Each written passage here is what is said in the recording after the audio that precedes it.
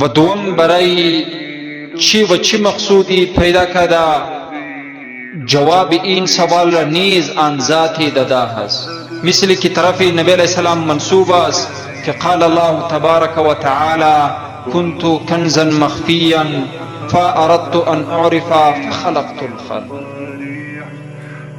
که اللہ تعالی می فرمایا که من یک خزانه مخفی بودم، پس من خواستم که تعریف من شود و من شناخته شوم، فخلقت الخلق، پس مخلوقا پیدا کردم، لیعرفونی، تاکه من را بشناسه و تعریف و ثنا و بندگی من را بکنه. اگرچه حدیث به این الفاظ از نبی علیہ السلام مبارک ثابت نیست، این موضوعی یعنی دروغ است، ولیکن عزیزانم مفهوم این حدیث بسیار زیبا و حسین است و صحیح نیز است، مثل که اللہ تعالی در قرآن فرموده که وما خلقت الجن والانس الا لیعبدون.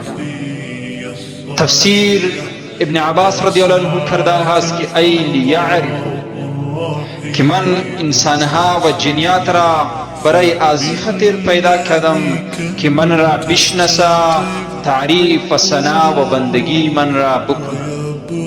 ای لیعرفو، همه مخلوقات برای چی پیدا شده؟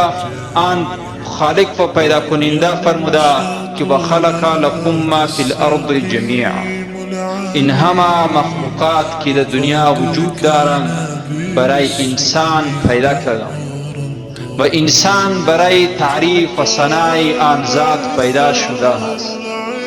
پیدایشی همه مخلوقات و بالخصوص از انسان برای بندگی و تعریف و ثنای آن ذات شده است.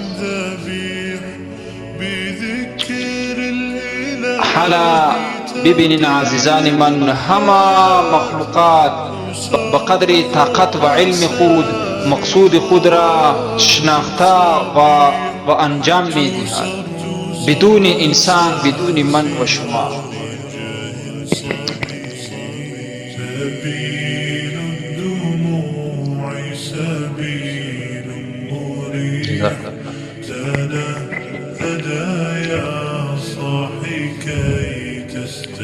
حیوانات در مقابل انسان چقدر مقام پایین و کم دارند،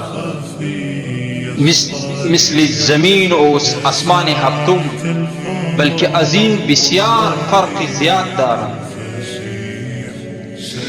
و اگر در یک انسان بد اخلاقی و کمعقلی و جاهلیت تا انتها می رسد، بعد دیگران آن را به حیوان تشبیه می دهند. مرکب در حیوانات نیز پایینتر و پایین مرتبه است. از این خاطر گفتم که حیات الحیوان نوشته کرده که مرکب روزانه 200 دفعه تعریف و ثنای رب خود را میکنه. من و شما چقدر تعریف خالق و رب من را میکنه. روز را توبان انسانهای وجود دارد که در 70 و 80 سال زندگی خود یک روز و در یک مجلس ثنا و تعریف رب را نکرد. همراهان در قلب و در دماغیان احساس پیدا نمی شود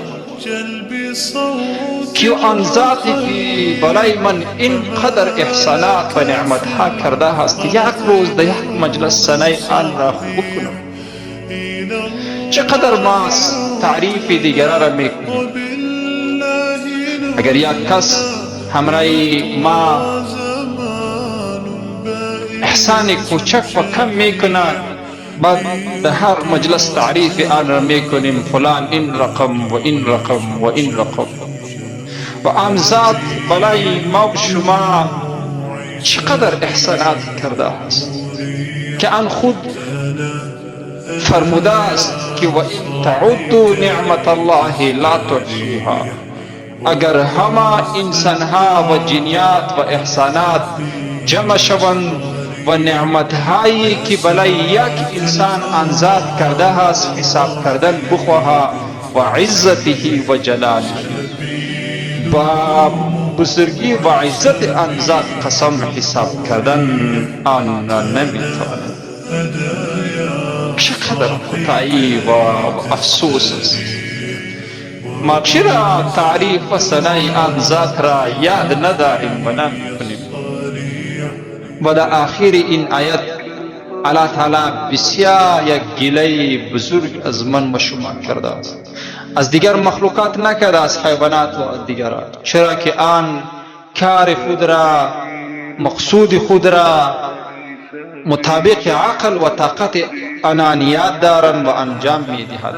ولیکن از انسان کرده است که انسان بسیار ناشکر است.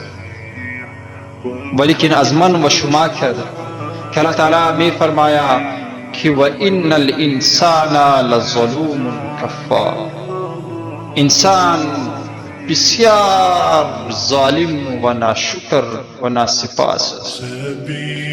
بعض علما می فرماید که این برای تاکید، لم برای تاکید، این معنای قسم را نیز می که الله تعالی می فرماید که من بر بودن قسم می خورم که انسان بسیار ظالم و ناشکر است.